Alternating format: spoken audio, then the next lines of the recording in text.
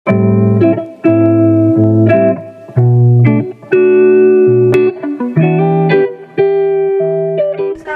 warahmatullahi wabarakatuh.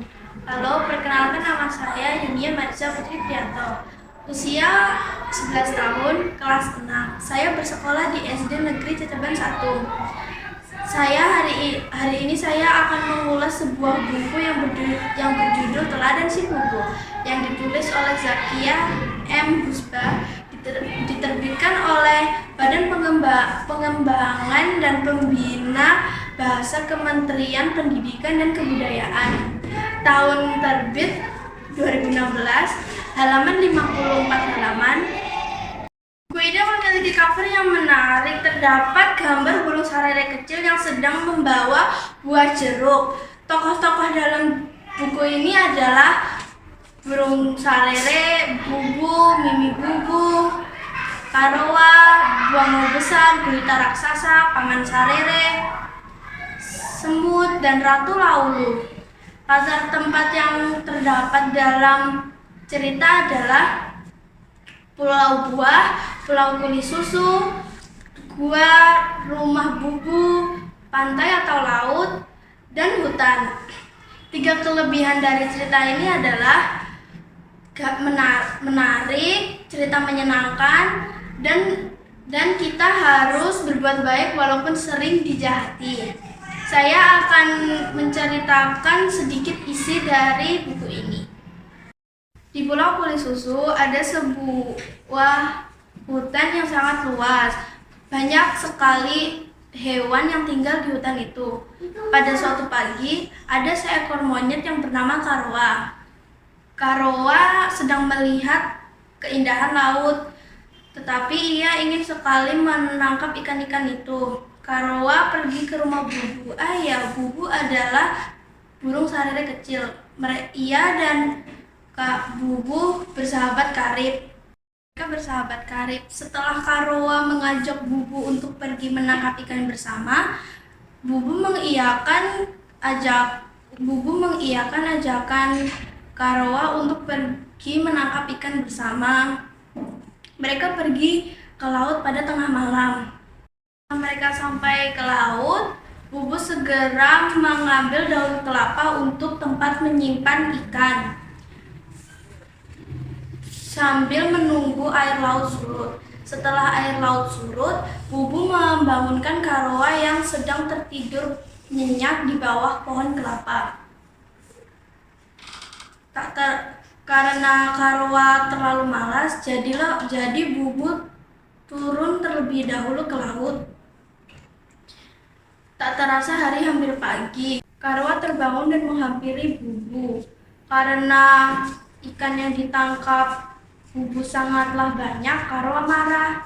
Karowa langsung menyerang Bubu dengan cara mencakar punggungnya dan menggigit lehernya. Setelah itu Karowa menarik Bubu dan melempar Bubu ke lubang sarang semut hitam. Setelah itu Karowa pergi meninggalkan Bubu yang terkapar lemah.